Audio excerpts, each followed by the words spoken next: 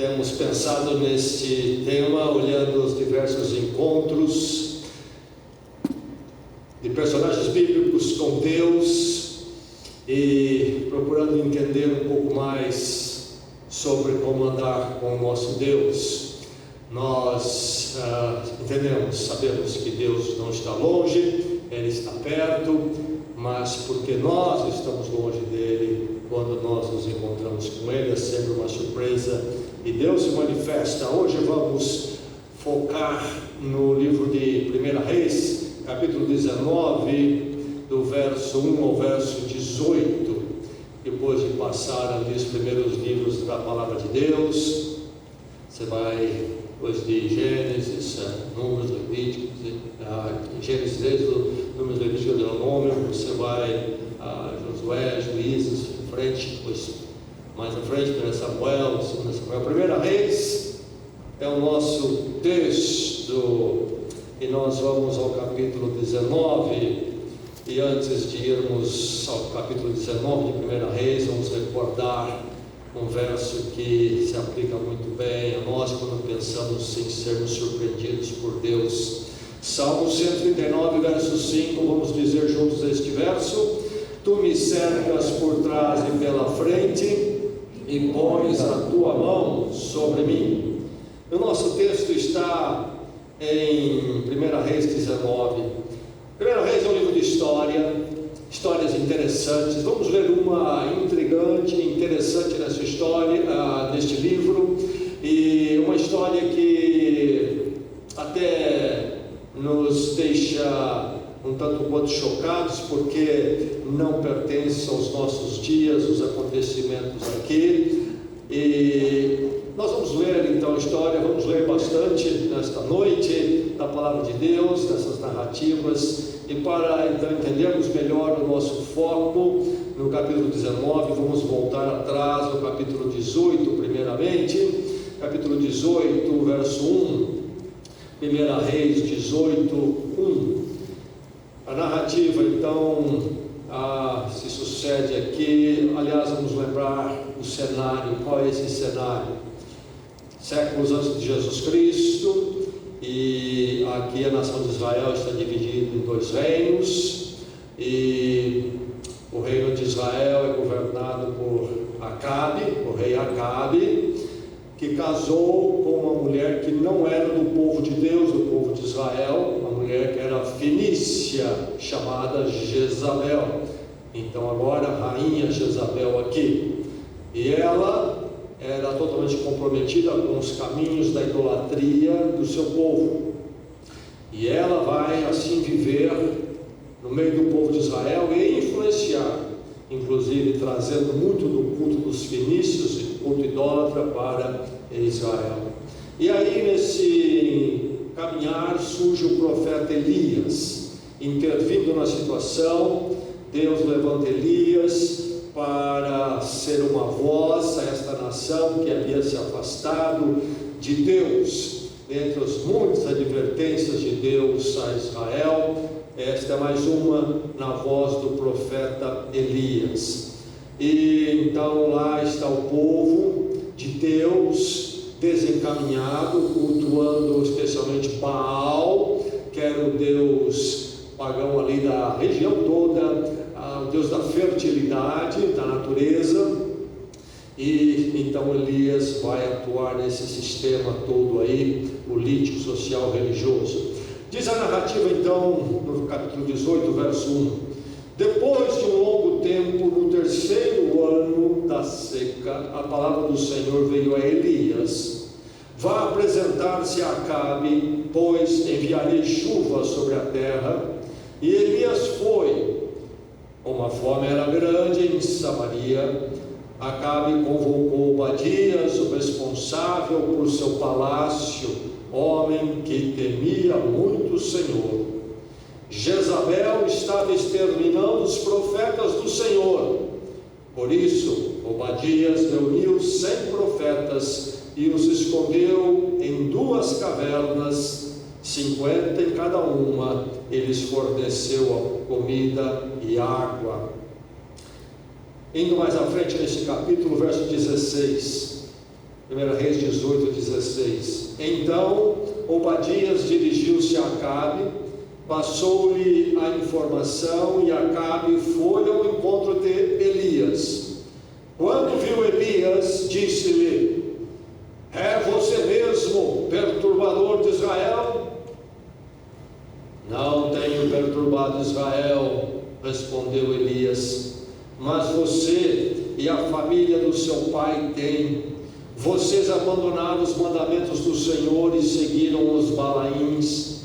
Agora convoque todo o povo de Israel para encontrar-se comigo no Monte Carmelo, e traga os 450 profetas de Baal e os 400 profetas de Azerá, que comem à mesa de Jezabel. Acabe convocou então todo Israel e reuniu os profetas no Monte Carmelo. Elias dirigiu-se ao povo e disse: até quando vocês vão oscilar para um lado e para o outro? Se o Senhor é Deus, sigam-no, mas se Baal é Deus, sigam-no. O povo, porém, nada respondeu. Disse então Elias: eu sou o único que restou dos profetas do Senhor, mas Baal tem 450 profetas. Tragam 2 novilhos, escolham eles um, cortem-no em pedaços e o ponham sobre a lenha, mas não acendam o fogo. Eu prepararei o outro novilho e o colocarei sobre a lenha, e também não acenderei o fogo nela. Então vocês invocarão o nome do seu Deus, e eu invocarei o nome do Senhor. O Deus que responder por meio do fogo, esse é Deus. Então todo o povo disse: o que você disse é bom. Elias disse aos profetas de Baal: escolham um dos novilhos e preparem no primeiro, visto que vocês são tantos. Clamem pelo nome do seu Deus, mas não acendam o fogo. Então pegaram o novilho que lhes foi dado e o prepararam, e clamaram pelo nome de Baal, desde a manhã até o meio-dia. Ó Baal, responde-nos, gritavam, e dançavam em volta do altar que haviam feito, mas não houve nenhuma resposta, ninguém respondeu. Ao meio-dia Elias começou a zombar deles. Gritem mais alto, dizia, já que ele é um Deus. Quem sabe está meditando, ou ocupado, ou viajando, talvez esteja dormindo e precise ser despertado. Então passaram a gritar ainda mais alto e ferir-se com espadas e lanças, de acordo com o costume deles, até sangrarem. Passou o meio-dia e eles continuaram profetizando em transe até a hora do sacrifício da tarde, mas não houve resposta alguma, ninguém respondeu, ninguém deu atenção. Então Elias disse a todo o povo: aproximem-se de mim. O povo aproximou-se. Elias reparou o altar do Senhor, que estava em ruínas. Depois apanhou 12 pedras, uma para cada tribo dos descendentes de Jacó, a quem a palavra do Senhor tinha sido dirigida, dizendo-lhe: seu nome será Israel. Com as pedras construiu um altar em honra ao nome do Senhor, e cavou ao redor do altar uma valeta, na qual poderiam ser semeadas 2 medidas de sementes. Depois arrumou a lenha, cortou o novilho em pedaço e o pôs sobre a lenha. Então lhes disse: encham de água 4 jarras grandes e derramem-na sobre o holocausto e sobre a lenha. Façam-no novamente, disse, e eles fizeram de novo. Façam-no pela 3ª vez, ordenou, e eles o fizeram pela 3ª vez. A água escorria do altar, chegando a encher a valeta. À hora do sacrifício, o profeta Elias colocou-se à frente do altar e orou: ó Senhor, Deus de Abraão, de Isaque e de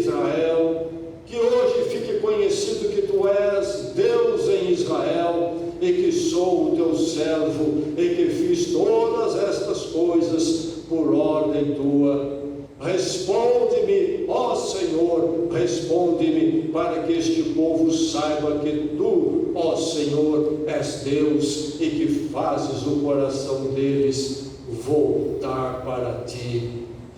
Então o fogo do Senhor caiu e queimou completamente o holocausto, a lenha, as pedras e o chão, e também secou totalmente a água na valeta. Quando o povo viu isso, todos caíram prostrados e gritaram: o Senhor é Deus, o Senhor é Deus.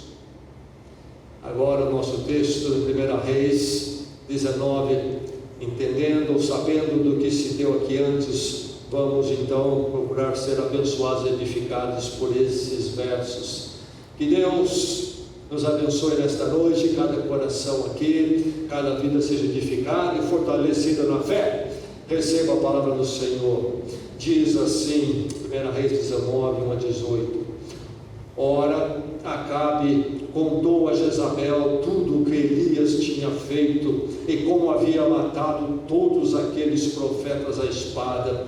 Por isso, Jezabel mandou um mensageiro a Elias para dizer-lhe: que os deuses me castiguem com todo rigor, se amanhã, nesta hora, eu não fizer com a sua vida o que você fez com a deles.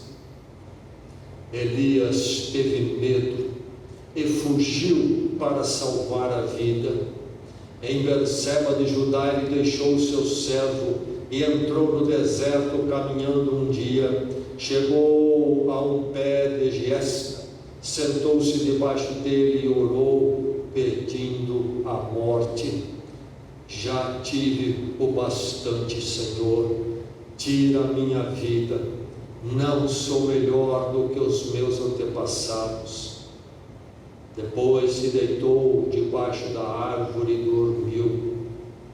De repente um anjo tocou nele e disse: levante-se e coma. Elias olhou ao redor e ali, junto à sua cabeça, havia um pão assado sobre brasas quentes e um jarro de água. Ele comeu, bebeu e deitou-se de novo. O anjo do Senhor voltou, tocou nele e disse: levante-se e coma, pois a sua viagem será muito longa.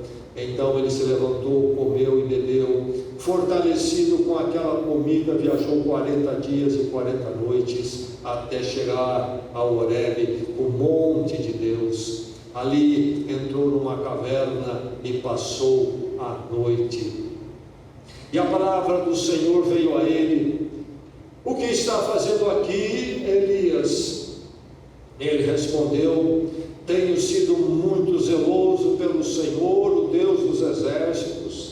Os israelitas rejeitaram a tua aliança, quebraram os teus altares e mataram os teus profetas à espada. Sou o único que sobrou, e agora também estão procurando matar-me. O Senhor lhe disse: saia e fique no monte na presença do Senhor, pois o Senhor vai passar. Então veio um vento fortíssimo que separou os montes, esmigalhou as rochas diante do Senhor, mas o Senhor não estava no vento. Depois do vento houve um terremoto, mas o Senhor não estava no terremoto. Depois do terremoto houve um fogo, mas o Senhor não estava nele.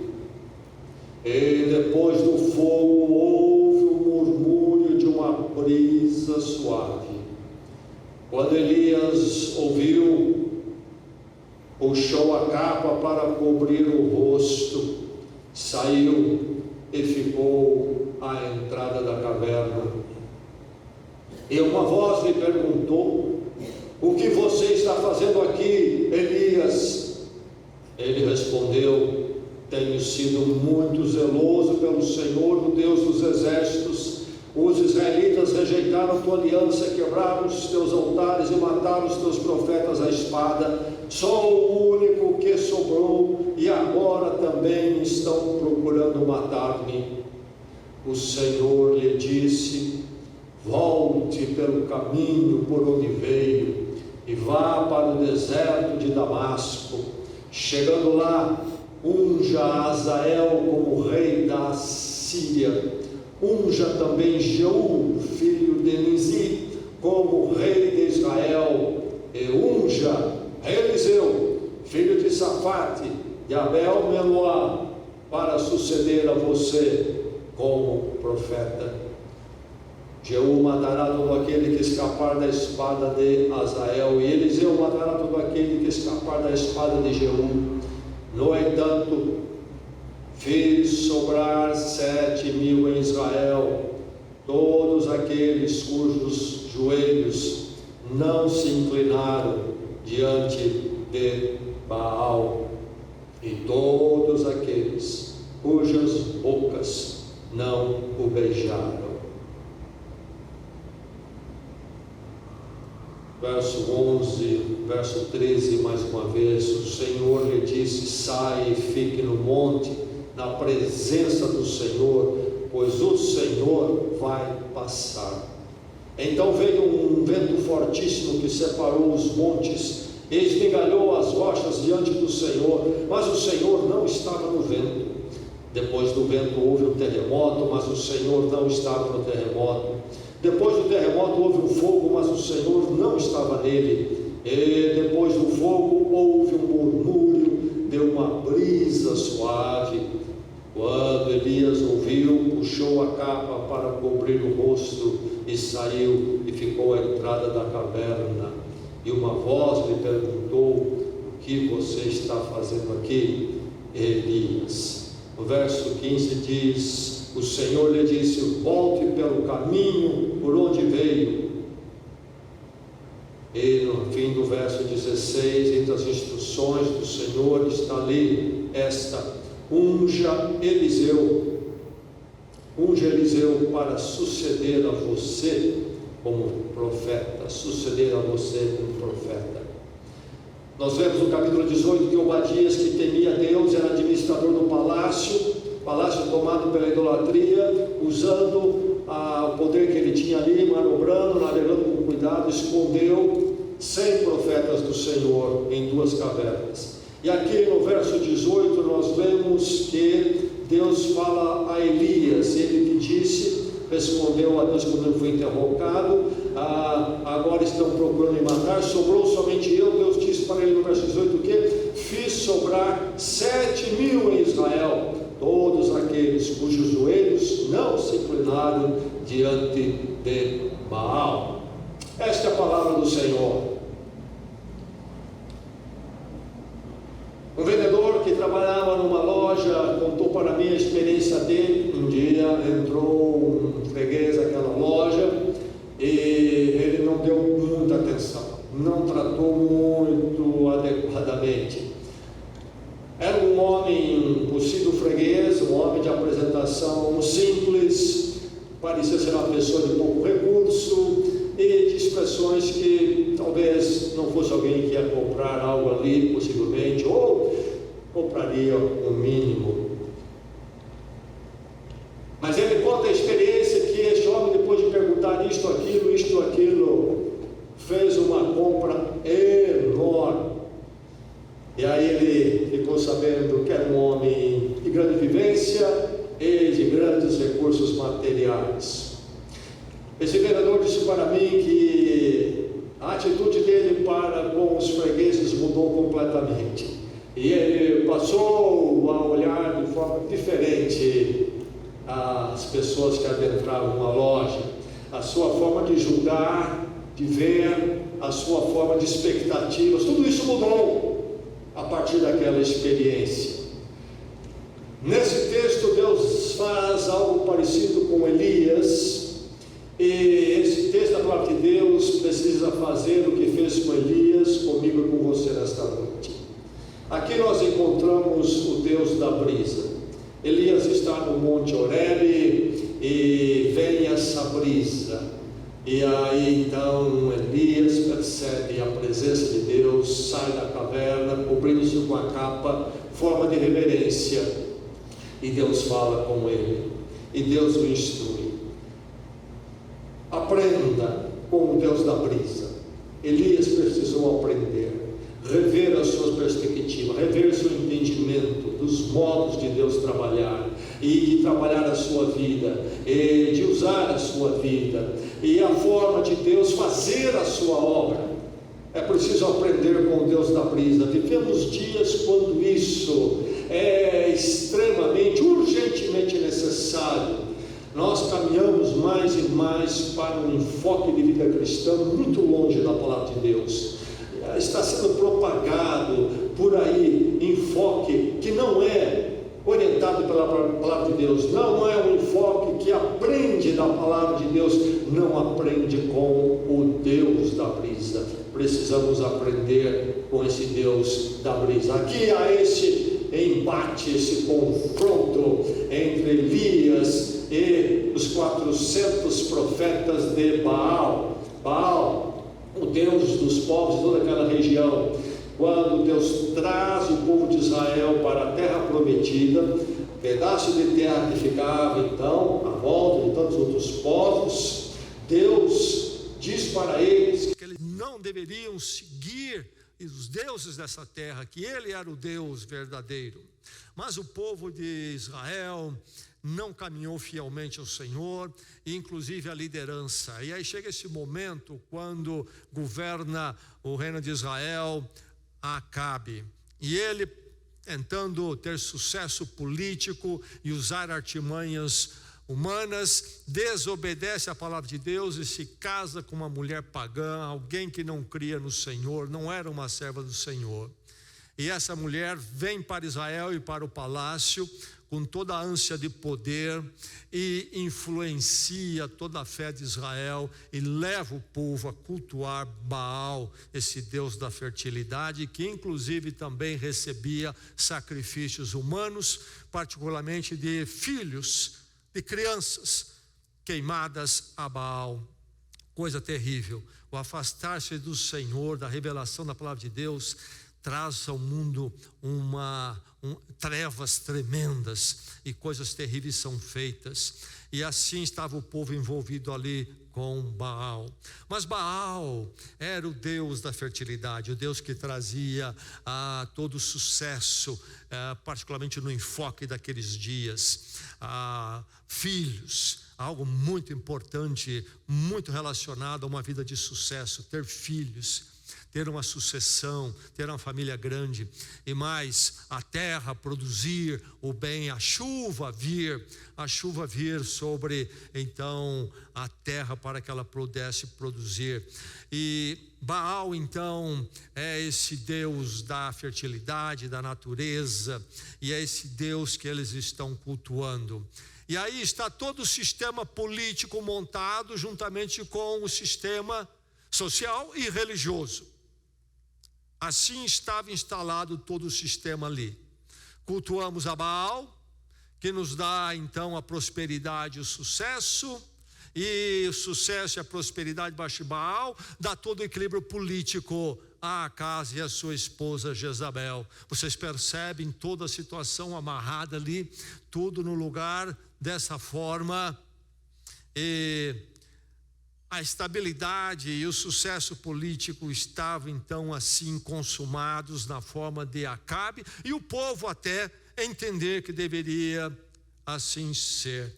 E Baal é este Deus então da idolatria, esse Deus da imaginação humana, esse Deus da projeção humana, inclusive do ídolo, da estátua humana. É uma visão de espiritualidade que envolve duas coisas: um Deus que é instrumental, isto é, ele é útil para as nossas conveniências, ambições e desejos, e ele é manipulável. Você pode aplacá-lo, agradá-lo e fazer com que ele assim faça o que você quer. Esta é a ginástica espiritual há parte do conhecimento do Deus revelado nas Escrituras, e a magia, a mágica, tudo funciona nessa direção. Então, poder instrumental, poder manipulável, este é Baal. Isto agrada muito o coração humano. A idolatria é muito afeita ao ser humano, porque é todo um poder espiritual. Então, um poder grande, enorme, que o ser humano precisa, mas que ele pode usar e manipular para suas conveniências. E estava assim funcionando em Israel, e todo o sistema montado em cima disto. E aí Deus levanta Elias para o confronto. E há esse confronto no Monte Carmelo. Se você for em Israel, provavelmente numa excursão, vão levá-lo para visitar o Monte Carmelo, o lugar onde isso aconteceu. E ali então há esse desafio de Elias, onde se constrói um altar a Baal, e os profetas ali por horas clamam, etc. O fogo não vem. Elias faz a mesma coisa e Deus responde. É preciso que entendamos então a abrangência disso aqui. O comum é as pessoas lerem isto e apenas ficarem impressionados com essa manifestação sobrenatural espetacular aqui de Deus descer com esse fogo, e se fala muito sobre isto, e sei de pregações e pregações mundo afora aí, que pegam isoladamente essa parte e constrói todas umas conclusões e mensagens de um triunfalismo, etc, etc. Vamos olhar com mais cuidado. O que Elias está fazendo aqui é algo muito maior. Elias destrói todo um sistema político, social e religioso. Elias perturba o sistema. Aliás, Deus tinha dito lá no tempo de Moisés, então séculos antes de entrar na terra prometida, em Deuteronômio, nas instruções, que Deus enviaria a chuva, enquanto o povo fosse fiel. Nós não lemos, mas ali no capítulo 18, antes, há um momento quando Elias tinha dito a Acabe que Deus ia fechar as portas do céu, a chuva não viria, como um sinal do cumprimento de Deuteronômio. Vocês andaram para longe de Deus, então nem Baal vai dar chuva. Baal não pode dar chuva, Deus vai fechar as portas do céu. E quando há o segundo encontro de Elias com Acabe, o que nós lemos ali no capítulo 18, nós lemos que Acabe chega para Elias e diz o quê? É você, o perturbador de Israel. Perturbador é a palavra, porque Elias parou com a chuva. E mais, vai haver esse confronto quando realmente a perturbação chega. Ali toda a visão de Baal é derrubada por terra, a visão que sustenta todo o jogo político da rainha e do rei manipulado e do povo, etc, etc. Então, é um momento tremendo, de impacto nacional, de todo o sistema ruir por terra. E isso causa uma comoção muito grande, e nós vemos a reação forte aqui que vai acontecer para com Elias. E lá está Elias, num momento dessa intervenção de Deus ali, com fogo descendo do altar. E Elias cria expectativas. Elias cria expectativas e uma visão, vamos chamar teológica, equivocada. Elias, ao destruir o sistema político, abalar todo o sistema político religioso ali, ele entendeu que estaria tudo resolvido. Agora pronto, todo o povo se converteu ali, e Jezabel também vai ficar quieta, ou vai se converter, não sei, e Acabe vai se voltar para o Senhor, e tudo está mudado. E ele até poderia se ver ali numa tarefa maravilhosa, agora de simplesmente continuar a edificação do povo, que volta para o Senhor Yahvé, o Deus do pacto da aliança que formou aquele povo, etc. Mas é óbvio que Elias, nas suas expectativas equivocadas, vai sofrer. vai sofrer porque Jezabel, ao contrário de se submeter ao Senhor, a intimidar-se com o que ela ouviu falar ali, ela diz, ou ela envia o mensageiro para dizer a Elias: olha, amanhã a esta hora eu terei acabado com você. Elias, com aquelas expectativas triunfalistas e vitoriosas, agora se vê como um fugitivo. E você pode imaginar o que aconteceu no coração de Elias nesta hora. Toda a frustração, desapontamento diante do que a sua expectativa lhe havia dado. Um Deus ali daquela demonstração espetacular do triunfalismo, e agora seria de triunfalismo em triunfalismo. Pelo contrário, a vida dele está ameaçada e poderá realmente chegar ao final. E Elias então põe-se em marcha para fugir. E nós vamos encontrar Elias não desistindo do Senhor, mas totalmente frustrado, desapontado e pronto a abandonar, desistir do seu ministério profético. Foge. E é tão interessante que ele foge, inclusive ele, num dado momento, quando ele vai deixar ali o território de Israel, ele diz para o seu servo: você pode ficar, não vá comigo. Uma desistência total, e ele vai na direção do Monte Horebe. No meio do caminho ele para dormir, cansado, e Deus cuida dele ali, da sua fome, da sua sede. O Deus da brisa, aprenda com ele. Ele confronta o sistema de poder. Ele confronta todo o sistema de poder. Poder é algo com o qual o ser humano tem um relacionamento difícil e complicado. Desde a área política, a área financeira, a área do status social, e deixe-me dizer, na área espiritual. O sistema do poder, e quando eu digo sistema do poder, é a forma do ser humano lidar e se enamorar por ele, é algo que cerca o coração humano muito de perto. E, inclusive, cerca, ronda e penetra as fileiras do povo de Deus. Assim foi com o povo lá que se foi para Baal nesse jogo político espiritual.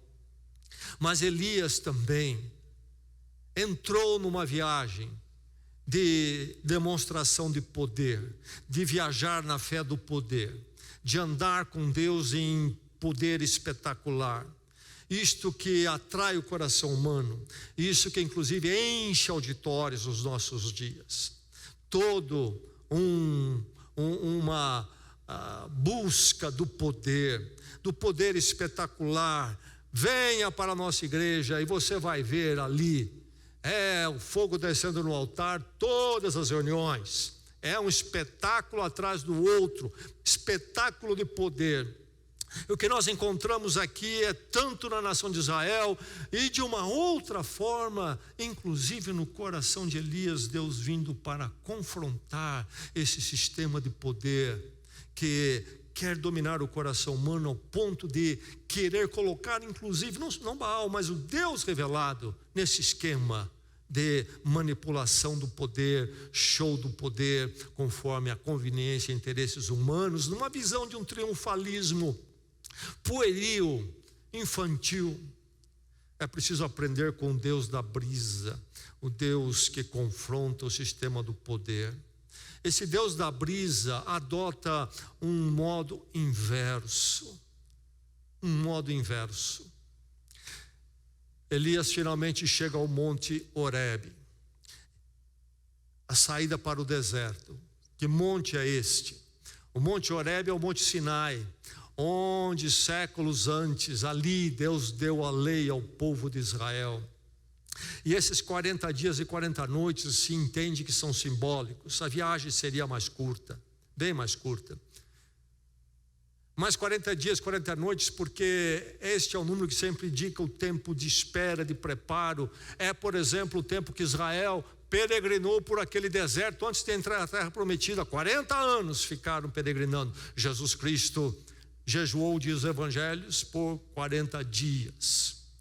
E então Elias, agora 40 dias no deserto. Elias, é interessante sempre essa volta ao deserto. O povo de Israel no deserto. Jesus Cristo foi tentado por 40 dias no deserto. E agora Elias, essa figura sempre do tempo de provação, o tempo então de alinhar as coisas, conforme a experiência e necessidade de cada personagem em cada momento. E ele vai a Horebe, o lugar onde Deus se manifestou. Quando Deus se manifestou para o povo de Israel, lá no Monte Sinai, então no Horebe, houve ali uma manifestação de poder de Deus tremenda, fogo e de abalo, e o povo ficou inclusive temeroso ao ver ali o poder de Deus. Ali no poder de Deus no Monte Sinai, quando Deus então deu a lei através de Moisés, houve aquilo que chamamos de uma teofania. Através dessas coisas espetaculares ali, Deus mostrou o seu poder e glória, sim. Mas agora, nessa situação de Elias, há um Deus Baal, o Deus da natureza, o Deus que tem o poder na natureza. E Elias está na caverna. E vem o vento, e vem o terremoto, e vem o fogo. É o encontro com Deus no Sinai, como nos dias de Moisés? Não. Diz que Deus não estava no vento, não estava no terremoto, não estava no fogo. Onde estava Yahvé, o Deus, Senhor eterno e o Deus da aliança? Estava na brisa. Estava na brisa. O que é que Deus está fazendo com Elias? Naquele sistema lá humano do poder político, religioso, e que de uma forma presente em Israel, de outra forma presente agora no coração de Elias, Deus introduz uma visão, um modo inverso. Não o Deus do vento, terremoto e fogo, mas o Deus da brisa. Deus precisa tirar de Elias aquilo que adentrou. Elias pensou nesse triunfalismo do espetacular e de um novo sistema. Na verdade, o que nós encontramos aqui é Deus praticamente levando Elias para o modo da cruz. O modo da cruz é a demonstração mais espetacular do poder de Deus. É como uma brisa. Interessante a narrativa de Mateus 17, quando narra chamado Monte da Transfiguração. E quando lemos ali, nós vemos que Jesus levou 3 dos seus discípulos a este monte, e houve uma transfiguração ali por um instante, como que o céu desceu sobre o topo daquele monte. E os 3 ali estavam e viram Jesus conversando com a manifestação de Moisés e Elias. Moisés representando a revelação de Deus, Elias a exortação profética. E eles estão conversando. E é dito que eles deveriam ouvir a Jesus Cristo. Elias conversando com Jesus Cristo juntamente com Moisés, certamente falando da obra redentora que passaria pela cruz. E Pedro tem uma grande ideia quando ele vê aquele lugar se tornar algo maravilhoso. Pedro diz: vamos construir tendas aqui, uma para cada um deles, vamos ficar por aqui, não vamos descer mais. Elias, Moisés, Jesus, lugar transfigurado, ficamos por aqui. E a voz do céu tem outra orientação, e Jesus Cristo logo intervém: vamos descer da montanha, vamos descer para o caminho da aparente derrota, humildade, vamos descer para ir à cruz. Deus que está na brisa, que não está no fogo, que não está no terremoto, que não está no vento. Deus está removendo de Elias a ideia de que o sistema de poder na visão humana, político, religioso que Acabe e Jezabel tinham instalado seria substituído por um outro poder semelhante, mas só que incluindo Deus. Não é essa visão nossa de poder que Deus vai adotar ou se encaixar. E Deus há de introduzir na história a cruz de Jesus Cristo. Deus adota o modo inverso. Contraposição, vento, terremoto e fogo, uma brisa suave. E ali está a voz de Deus, ali está a presença de Deus. Nós ficamos desejando, em algum momento, que a obra de Deus, a ação de Deus, a intervenção de Deus, inclusive a partir de Jesus Cristo, vai virar um sistemão aqui no mundo. E pregações triunfalistas ensinam isto, ou que na sua vida, agora então, vai ser algo sem dificuldade, sem problema nenhum. Elias precisou enfrentar de uma forma muito corajosa, na verdade ele teve medo, diz aqui, os contratempos queriam acabar com a vida dele. Enfim, um modo inverso. E é interessante ver como Deus da brisa, nessa direção, nessa abordagem, forma a comunidade inesperada. Obadias escondeu 100 profetas. E Deus diz para Elias: eu tenho em Israel 7.000 que não se dobrou diante de Baal. Elias disse, quando ele é interrogado 2 vezes no Monte Horebe, ele disse o quê? Quando é perguntado a ele: Elias, o que você faz aqui? Ele disse: sobrou só eu.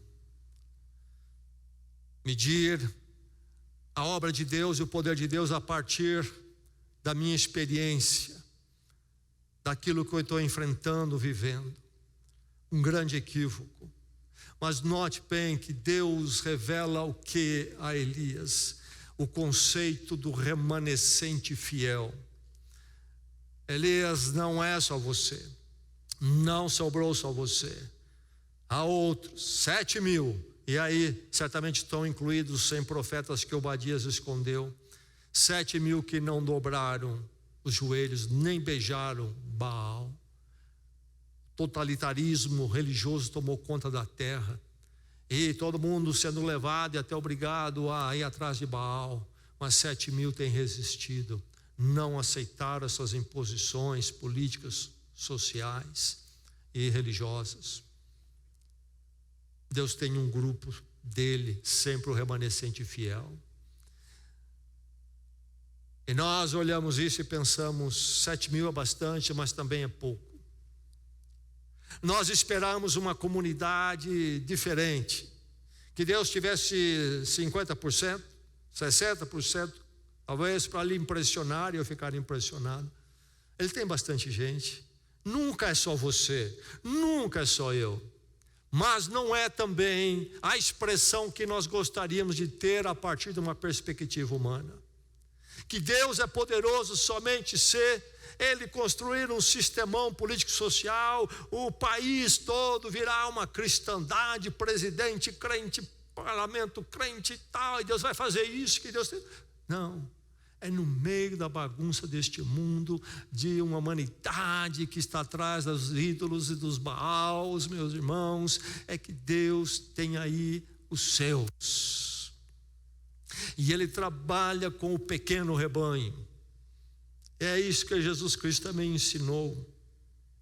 O Deus da brisa, o Deus que se contrapõe ao sistema do poder, que adota então um modo inverso na sua revelação aqui. É o Deus sim que pode sacudir os montes, e sacudir já uma vez, mas Ele precisa dar esse momento didático a Elias, para ele não pensar que Deus seria mais um sistema do ponto de vista humano. Esse Deus da brisa que vem com o modo inverso, também vem então com uma forma comunitária inesperada, e assim a igreja de Jesus Cristo. Neste mundo da idolatria, Deus tem os seus. Neste mundo tão avesso a Deus, Deus tem os seus. E eu creio que nós vamos entrar em dias, em poucos anos talvez, terríveis para os crentes, se a toada continuar como está, mas Deus sempre terá os seus. Nos regimes mais totalitários do mundo hoje, Deus tem os seus lá dentro. É verdade que muitos deles estão fugindo de Jezabel, que quer acabar com a vida deles, mas eles entendem que Deus está se movendo e Deus tem uma obra muito além das circunstâncias deles, e que as suas vidas estão nesta obra do Senhor que é muito maior. O Deus da brisa, o Deus então que contrapõe ao poder, esse Deus que faz a sua obra independente de mim ou de você, um Deus que conduz independente do seu servo. Deus, depois de trabalhar com Elias ali, modificar a perspectiva de Elias, o Deus da brisa, ser conhecido por Elias, é esse Deus que diz para ele ir e fazer alguns atos finais como profeta, e um deles, são 3, ungir o rei do povo vizinho da Síria, ungir o novo rei então Israel, e terceiro, ungir o sucessor dele, Eliseu. Nesse sistema de poder que contaminou o coração de Elias, Elias disse: olha, sobrou só eu, quero me matar. Eu achei que no Monte de Carmelo dali seria para cima e para cima, e agora eu estou aqui nessa situação. E ele chega a pedir a morte. Se fosse os nossos dias, se ele fosse ao médico, já ia lhe passar uns antidepressivos. É assim que a gente lida hoje em dia, não é? Com as coisas. Na verdade, precisamos corrigir nossas idolatrias para lidar com os nossos sofrimentos que vêm a nós por causa das nossas idolatrias, não é mesmo?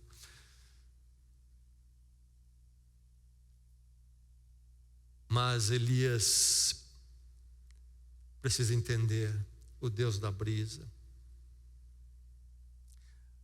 Esse Deus que tem esse poder, que não se encaixa com os nossos sistemas, como nós pensamos, e que então não se encaixa nem mesmo com o meu papel nesses sistemas que eu vejo.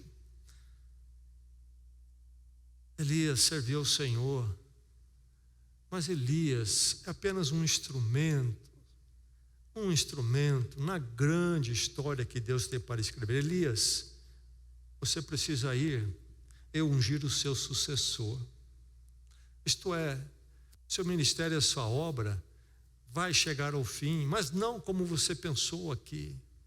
Mas agora, conhecendo Deus da brisa, de outra forma, você entendendo que Deus não precisa desses poderes humanos e nem está preso a você, Elias, ao que você pôde realizar, não pôde realizar.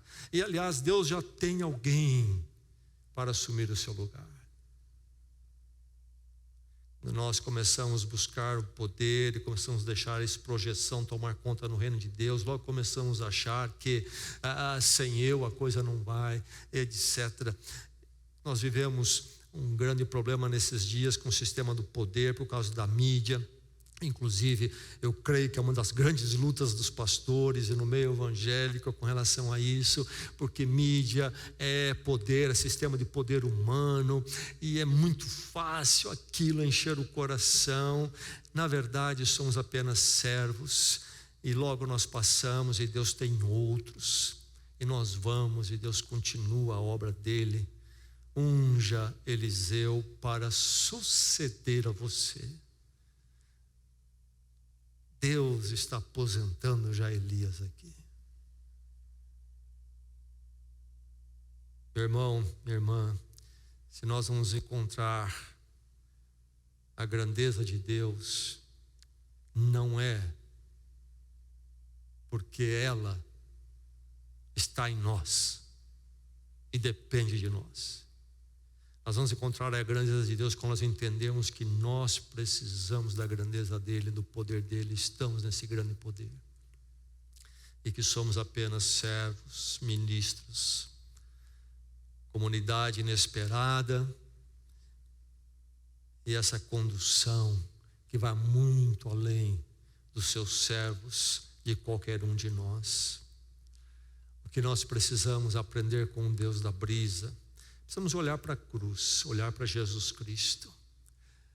Jesus Cristo diz que ele seria, no Evangelho de João, ele diz que ele seria glorificado na cruz. Que modo inesperado de mostrar a glória, na verdade. Inesperado, porque é o inverso de toda a ideia de glória que nós temos, e achamos que Deus precisa dessa visão de glória que nós pensamos. A glória da cruz é como a brisa diante do terremoto, do fogo e do forte vento. No meio da nossa caminhada neste mundo perverso, idólatra, conturbado, o mundo de um povo longe de Deus, o mundo de muitas Jezabels que criam inconveniências para nós, precisamos aprender mais e mais sobre o Deus da brisa. Neste mundo, quando inclusive a grande parte do chamado movimento evangélico está contaminado pelo sistema de poder, precisamos aprender mais com Deus da brisa. Aprenda, meu irmão, e você vai caminhar num outro patamar, você vai ser abençoado. Aprenda a guiar-se pela perspectiva do Deus da brisa. Elias precisou aprender. Eu e você precisamos aprender, e que assim possamos aprender e caminhar com o Senhor assim, entendendo o modo dele, todos os dias das nossas vidas. Amém? Amém. Vamos orar.